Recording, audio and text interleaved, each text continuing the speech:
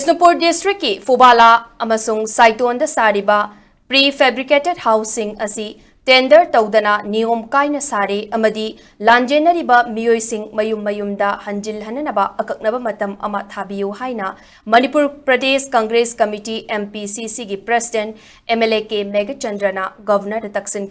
lanjenariba miyoising gi thengnariba awaba singi matangda Governor na mityeng changduna chapchaba thabak paikhatnaba ngasi Rajbhavan da chatuna Governor Ajay Kumar Ballada Cherol Pisinduna Taksin Rajbhavan degi thoraklaba matung paumi singda wangang laduna MLK Megachandrana hai chahi aniga tha ani hena lanjen aduna leiriba miyoi singna thengnariba awaba singi matangda Bisnupur District ki Moirang da hangba relief camp singda chattuna yengsinki masigi mathakta district asigi manung channa Fubala amasung Saiton da chattuna mafam ani asida sariba prefabricated housing shu yengsinki adumoinamak prefabricated housing asi tender tawdana niyom kaina saramba thengnare amadi miyam gidamakta tharakpa lupa crore kaya huranlanada thaidoktuna haina thokibagi fibam ure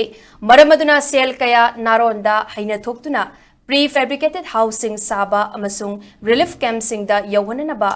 laikiba polam kaya yawramdaba asigi matangda chapchaba thizinduna achumba adu puthokpiyu state ki executive ki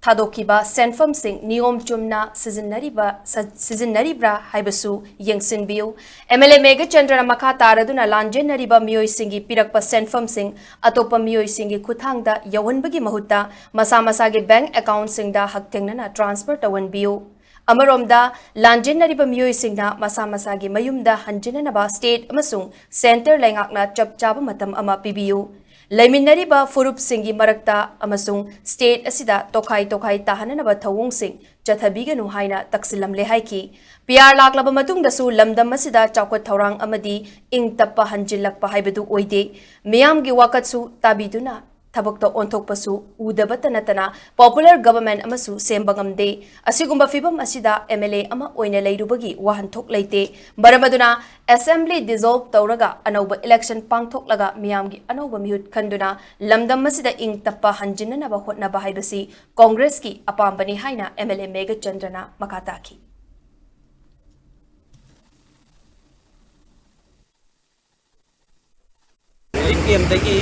Bagi prefabricated house da aduma hanjanbagi mayum da hanjanbagi direct idea aduna mayum da directly original home da hanjanna ba du gi koina kanna masigi road map ama pbu hairisi or hojiki popular government ama laina bagi haibasi masigi BJP na lepkadabani